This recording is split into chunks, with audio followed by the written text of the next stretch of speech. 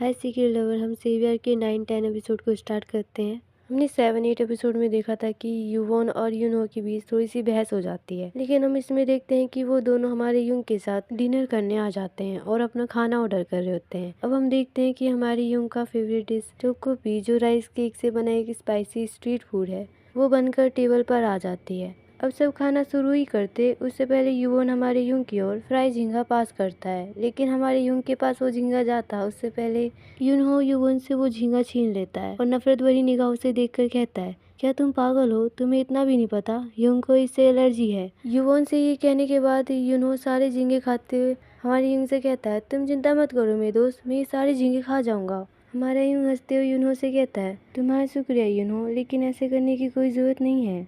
युनहो से ये पता लगना कि हमारे युंग को झींगे से एलर्जी है, युवन को ये बात बिल्कुल भी पच नहीं रही होती है। इसलिए युवन हमारे युंग से कहता है, ऐसा लग रहा है कि वो तुम्हारे कुछ ज़्यादा ही करीब है।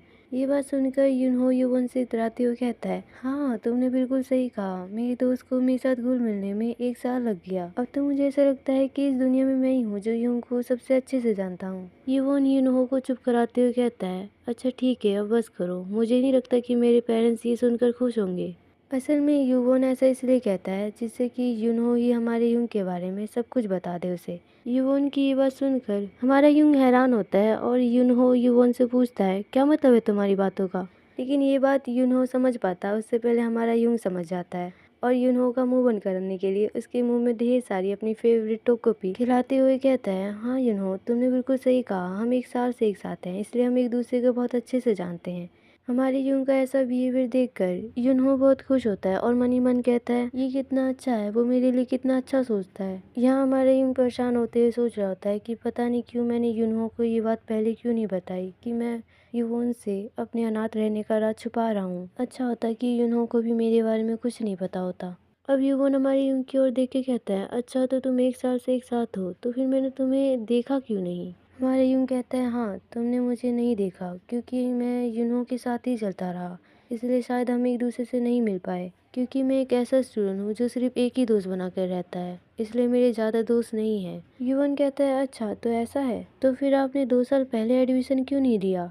क्या आप किसी हादसे का शिकार हो गए थे? युवन नहीं जानता कि हमारे युंग के साथ 2 साल पहले क्या हुआ, लेकिन युनहो ये बात जानता है कि हमारे युंग के साथ 2 साल पहले क्या हुआ। इसलिए वो हमारे युंग की साइड लेते हुए युवन से कहता है, तुम सच में कुछ भी नहीं जानते हो और तुम मेरे दोस्त के साथ इधर से उधर घूमते रहते हो। हमारे युंग युनहो को शांत कराते हुए कहता है, नहीं युनहो, ये बात नहीं है, नीचे बैठो। युनहो हमारी युंग की ओर देखकर कहता है, मुझे नहीं पता कि आप ऐसे क्यों हैं, लेकिन मैं इस तरह से लोगों को आपके बारे में ऐसी बातें करते हुए नहीं सुन सकता। अगर उसे आपके बारे में कुछ नहीं पता तो उसे ये सच्चाई जाननी चाहिए। ये बात सुनते ही हमारे युंग युनहो को रोकते हुए कहता है, नहीं युनहो रुको, ये बात तो कल की है ना, हम अपने आज को देखते हैं और आज हमारा बहुत अच्छा है। मुझे बीच में चिल्लाने के लिए माफ़ करना, लेकिन स्कूल को वापस दोहराना कोई बड़ी बात नहीं है। चलो अब जल्दी से खाना ख़त्म करते हैं और यहाँ से चलते हैं। इन तीनों ने कैसे भी करके खाना खा लिया होता है, क्योंकि ऑब्वियसली बात है, पैसे दिए हैं तो उन्हें पूरा खाना खत्म करना ही पड़ेगा ना। अब वो तीनों रेस्टोरेंट के बाहर होते हैं और हमारे युंग को वो दोनों ही हाथ पकड़कर एक दूसरे के विपरीत खींच रहे होते हैं। युवन रुकता है और युनहो की ओर देखकर कहता है, मुझे माफ करना युनहो, लेकिन मेरे दोस्त का घर मेरे घर की दिशा की ओर पड़ता है, इसलिए वो मेरे साथ चलेगा। युनहो युवन की ओर देखकर कहता है, ये तुम क्या कह रहे हो, मेरे दोस्त का घर उस दिशा में नहीं है। असल में युनहो बिल्कुल सही कह रहा है, हमारे युंग ने ही युवन को अपने घर का रास्ता गलत बताया है।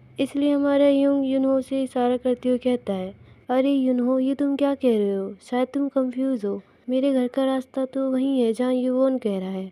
अच्छा कोई बात नहीं, आज तुम अकेले चले जाओ, मैं युवन के साथ घर जा रहा हूँ, तुम भी अपने घर जाओ और अपना ध्यान रखना, ठीक है? युनहो को कुछ समझ तो नहीं आता, लेकिन तब भी वो हमारे युंग की बातों पर हाँ में हाँ मिला देता है और हमारे युंग जाते हुए युनहो की ओर देखकर कहता है, मुझे माफ़ करना युनहो, मैं तुम्हें बाद में कॉल करूँगा, ठीक है? अब हम देखते हैं कि युवन हमारे युंग को बहुत गुस्से में अपने साथ ले जा रहा होता है। हमारा युंग युवन से पूछता है, युवन हम इतना तेज़ क्यों चल रहे हैं? तभी युवन वहाँ पे रुकता है और हमारे युंग के कॉलर को पकड़ के बहुत तेज़ से अपनी ओर खींचता है और दीवार की ओर पुश करके हमारे युंग से पूछता है, युंग क्या तुम मुझसे कुछ छुपाने की कोशिश कर रहे हो? हमारा युंग युवन से अपनी नज़र छुपाकर कहता है, ये आप क्या कह रहे हैं युवन, मैं आपसे क्या छुपाऊंगा? युवन हमारे युंग की ओर घूरते हुए कहता है, युंग मेरी ओर देखो और सीधी बात करो या तो नहीं। अब हमारे यून के ऊपर दबाव होता है कि वो युवोन को अपने बारे में सच बताए, लेकिन हमारे यून अपने बारे में सच नहीं कहता। वो हिम्मत करके युवोन की ओर देखकर कहता है, आपको सब कुछ बताने की कोई वजह नहीं है, और ये आप अचानक मेरे साथ ऐसा बिहेव क्यों कर रहे हैं। युवोन ये सुनकर शांत होते हुए कहता है, ऐसा नहीं है यून, पर मैं भी तुम्हारा दोस्त हूँ और मुझे भी सब कुछ जानने का हक है। क्या ऐसा इसलिए है क्योंकि मैं आपके दूसरे नंबर पे दोस्त हूँ और वो यून हो जाए। वो कमीना कहता है कि वो आपका पहला दोस्त है, इसलिए वो आपके बारे में सब कुछ जानता है ना। हमारे यून कहता है यून कहता है, अच्छा तो ये सही है, लेकिन आपने मुझे वहाँ पर इस तरह से दिखाया, मैं दुखी हूँ। हमारे यून उदास होते हुए कहता है, मुझे माफ़ करना युवन, लेकिन मैं तुम्हें दुखी नहीं करना चाहता था। युवन हमारे यूं के फेस को सहलाते हुए कहता है, यूं क्या मैं इतना बुरा दिखता हूँ? क्या हम एक दूसरे के बारे में सब कुछ नहीं जान सकते? हमारे यूं मन में तो फैसला करता है कि वो युवन को सब कुछ बताएगा, लेकिन वो अभी ऐसा कुछ भी नहीं कह पाता। वो उससे कहता है कि युवन, ये बातें आज भी ज़्यादा गहरी हो और ये इसे यहीं रोके। मैं इसे संभाल नहीं सका और मैं एक बेवकूफ़ की तरह इतना खुश हो गया कि मुझे एक नया दोस्त मिल गया। बस इसलिए कि आप मेरे दोस्त हैं, इसलिए मुझे आपको सब कुछ बताना चाहिए जो आप सबके सामने कह सके।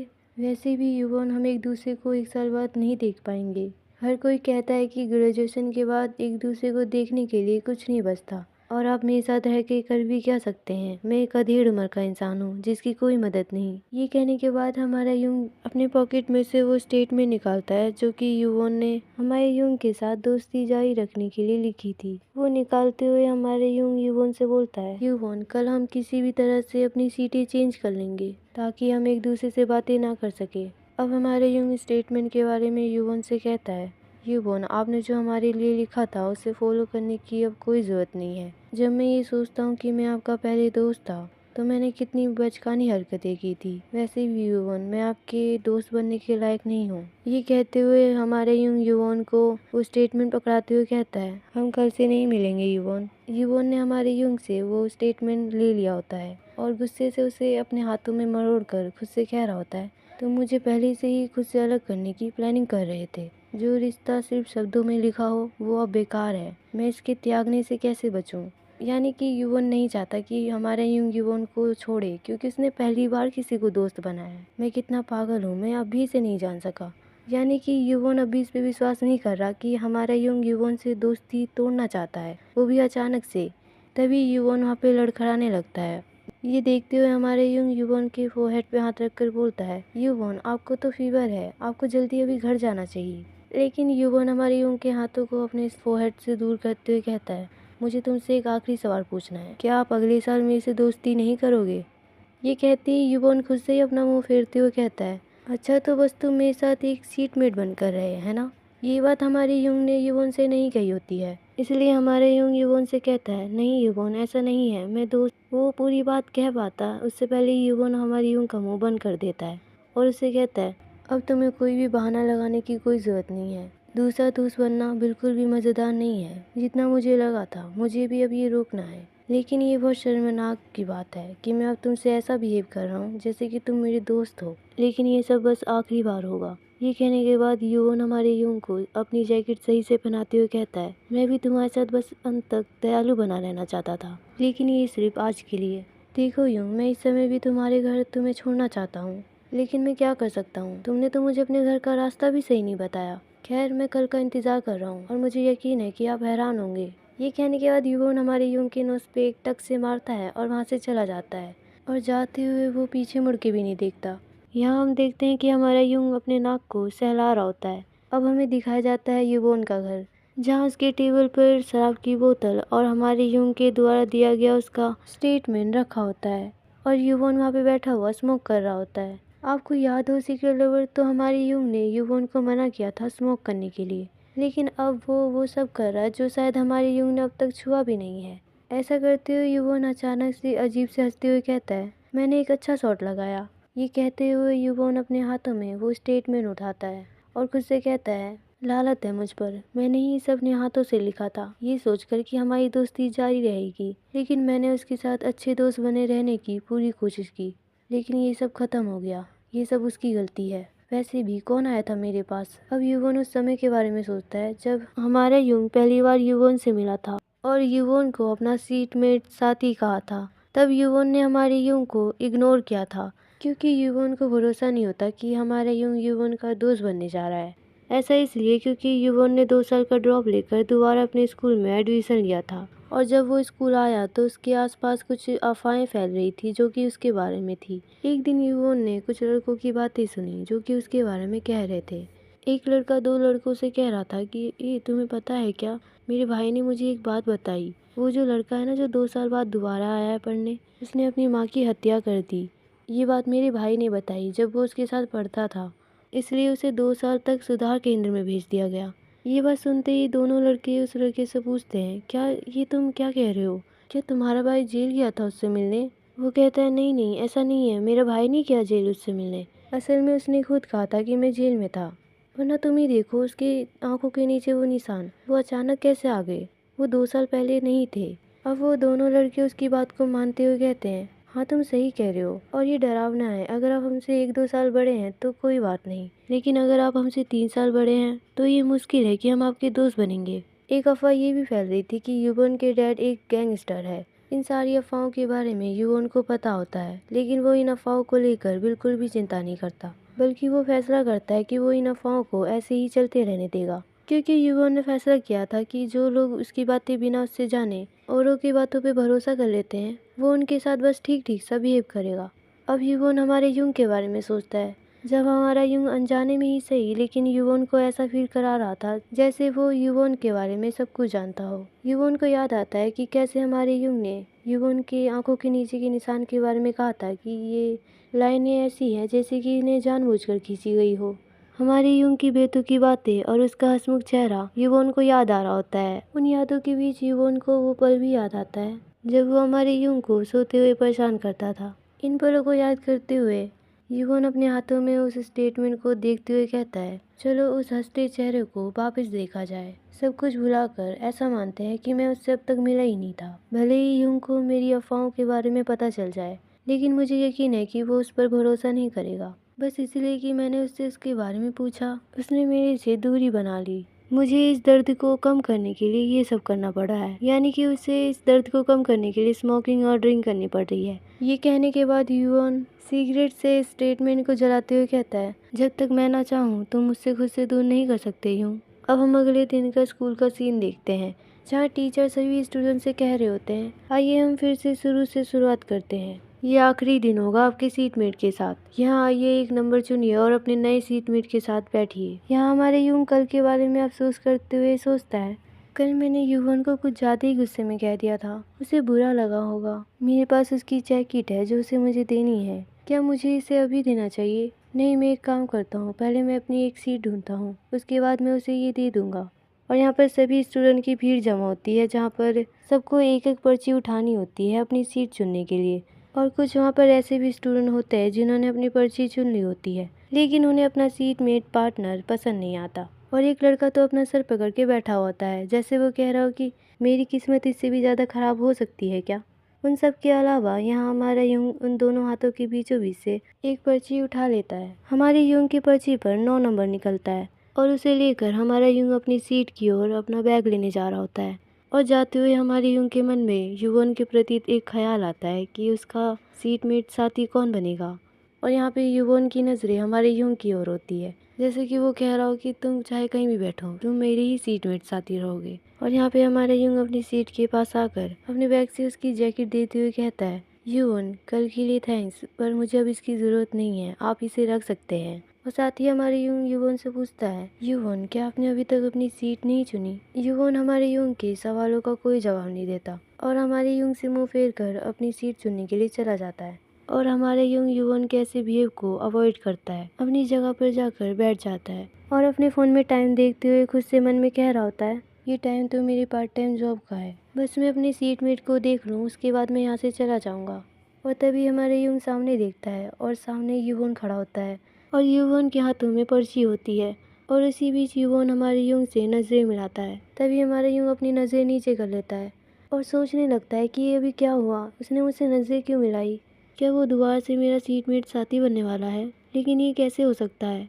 तभी युवन हमारे युंग के पास आ रहा होता है और ऐसा देखकर हमारे युंग सोचता है, भले ही हमारे बीच सब कुछ खत्म हो गया हो, लेकिन मैं उसे हेलो तो कर ही सकता हूँ। हमारे युंग को लगता है कि युवन उसके बगल में आकर बैठेगा लेकिन युवोन हमारे यूंग के साइड से निकल जाता है और उसी वक्त हमारे यूंग का सीटमेट हमारे यूंग की ओर देख रहा होता है और उसके पास आकर पूछता है, क्या ये नंबर 9 सीट है? हमारा यूंग कहता है, हाँ हाँ, ये नंबर 9 सीट है। क्या आप मेरे सीटमेट हैं? हाँ, मैं तुम्हारा सीटमेट हूँ।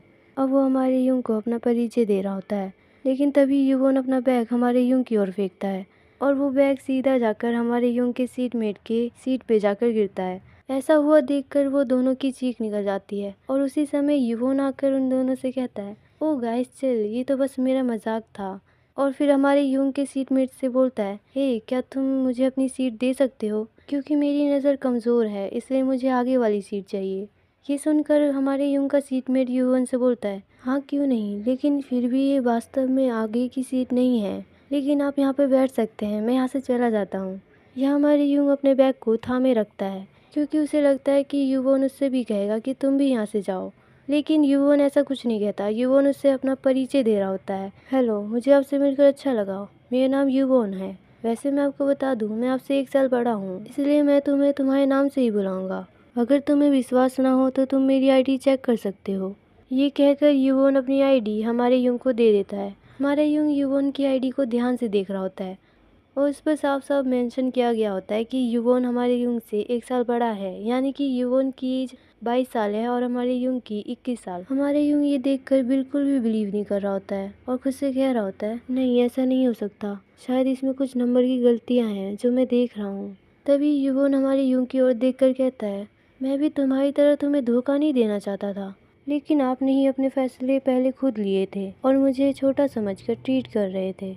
लेकिन जब मैंने आपकी वास्तविकता जानने की चाह रखी तो आपने मुझे खुद से दूर कर लिया। ये मेरे लिए बहुत ज़्यादा दुखदायी था, इसलिए मैंने इसे बहुत पीछे छोड़ दिया। यहाँ हमारे यूं युवोन की बातों पर ध्यान ही नहीं दे रहा होता है और युवोन से कहता है, मुझे नहीं पता आप क्या कह रहे हैं। और कांपते हुए हमारा यूं अपने बैग से अपनी आईडी निकाल रहा होता है, क्योंकि हमारे यूं को अब भी बिलीव नहीं होता कि युवोन उससे सच में 1 साल बड़ा है। अब हमारा यूं अपनी आईडी से युवोन की आईडी को मैच कर रहा होता है और हमारे यूं को ऐसा करते देख युवोन हमारे यूं से कहता है, ओह क्या तुम्हें अभी यकीन नहीं हो रहा है? ये कहकर युवोन किसी को अपना परिचय कहने के लिए कहता है और उसका नाम पुकार के कहता है, हे जेबोब, क्या तुम मेरे बारे में इसको समझाओगे? वैसे जेबोब को सब कुछ युवोन ने पहले ही बता दिया है कि उसे कैसे समझाना है, लेकिन युवोन की ये बात बिल्कुल सच है कि वो हमारे यूंग से 1 साल बड़ा है। और जैसे ही हमारे यूंग को जेबोब से पता चलता है कि जो भी युवोन कह रहा था वो सच है, हमारे यूंग को ना चाहकर भी ये बात माननी पड़ी। तभी युवोन हमारे यूंग के बालों पर हाथ रखकर कहता है, मुझे पता है तुम्हें इस पर विश्वास करने पर थोड़ा समय लगेगा, इसलिए मैं तुम्हें 5 मिनट देता हूँ। 5 मिनट में बीते कल के बारे में सब कुछ भूल जाओ और मुझसे अच्छे से बात करो। हमारा यूं उदास होकर अपना सर बैग पे रखकर कहता है, तुम मुझे शुरू से ही बेवकूफ़ बना रहे थे।